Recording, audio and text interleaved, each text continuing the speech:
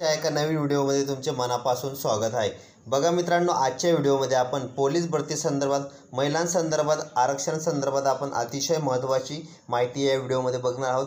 मित्रांनो, त्यांना फॉर्म भरण्याच्या वेळी सर्टिफिकेटचा टॅब संदर्भात काय अडीअडचणी येत आहेत त्या संदर्भात आपण परिपूर्ण माहिती या व्हिडिओमध्ये जाणून घेणार आहोत। त्यामुळे हा व्हिडिओ शेवटपर्यंत तुम्ही पूर्ण बघा आणि अजूनपर्यंत जर तुम्ही आपल्या चॅनलला सबस्क्राइब केले नसेल तर प्लीज सबस्क्राइब करून घ्या आणि शेजारी घंटीच्या बेल आयकॉनला प्रेस करा, म्हणजे नवीन माहिती नवीन नोटिफिकेशन तुम्हाला आपल्या चॅनलवर भेटत असते। त्यामुळे आपल्या व्हिडिओला जास्तीत जास्त लाईक करा आणि शेअर करा।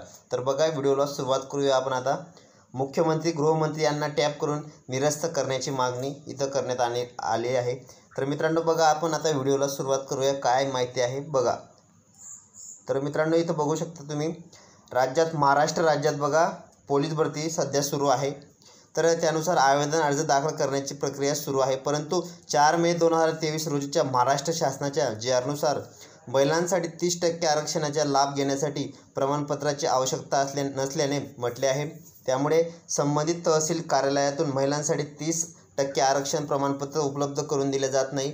पोलीस भरतीत अर्ज दाखल करताना महिला उमेदवारांसाठी 30% आरक्षण प्रमाणपत्रावरील अनुक्रमांक संबंधित टॅब अनिवार्य करण्यात आला आहे, जे अडीअडचणीचे ठरत आहे। त्यामुळे पोलीस भरतीमधील संबंधित टॅब निरस्त करण्याची मागणी, अशी मागणी जी मुख्यमंत्री आहेत ते एकनाथ शिंदे व उपमुख्यमंत्री तसेच गृहमंत्री देवेंद्र फडणवीस साहेब यांना पोलीस भरती करण्याचे सेल यांच्याकडे ईमेलद्वारे केले आहे। तर बघा, सध्या महाराष्ट्रात पोलीस भरती सुरू आहे आणि पोलीस भरती शिपाई, पोलीस भरती चालक, पोलीस भरती SRPF, पोलीस भरती बॅट्समन, पोलीस भरती कारागृह अशा विविध पदांसाठी ही भरती केली जात आहे आणि जवळपास 21,000-65,000 पदांसाठी ही भरती होणार आहे। बघा, सध्या उमेदवारांकडून अर्ज ऑनलाईन पद्धतीने केले जात आहे। त्यानुसार पुरुष उमेदवारांसाठी अडीअडचणीचे नाही, परंतु महिला आरक्षण वर्गातून का बाहेर पडत आहेत, तर उमेदवारांना फॉर्म भरण्याच्या टाईम अडीअडचणी येत आहेत। तर उमेदवारांच्या ज्या आहेत ती मध्ये 4 मे 2023 रोजीच्या महाराष्ट्र शासनाच्या जी.आर.नुसार महिलांसाठी 30% आरक्षणाचा लाभ घेण्यासाठी प्रमाणपत्राची आवश्यकता असल्याने म्हटले आहे। ठीक आहे, तर OBC कॅटेगरीमधून 30% आरक्षण नॉन क्रिमिलेअरच्या असलेल्या उमेदवारांना मिळतो। तर अनुसूचित जाती जमातीच्या महिला उमेदवारांना हा लाभ का प्रमाणपत्रामुळे भेटत नाही आहे। त्यामुळे बघा, ही सर्वात मोठी अपडेट आहे आजची। तर बघा, इथं महिलांचं काय म्हणणं आहे, तर तहसील कार्यालयात काय आहे तर बघा। तर पोलीस भरतीतील अर्जानुसार महिला उमेदवार संबंधित तहसीलमध्ये आरक्षण प्रमाणपत्राशिवाय विषय अर्ज करीत आहेत।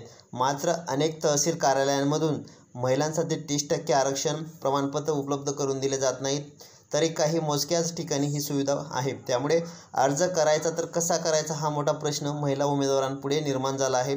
अर्ज करताना महिला उमेदवारांनी 30% आरक्षण प्रमाणपत्रावरील अनुक्रमांक संबंधित टॅब अनिवार्य करण्यात आला आहे।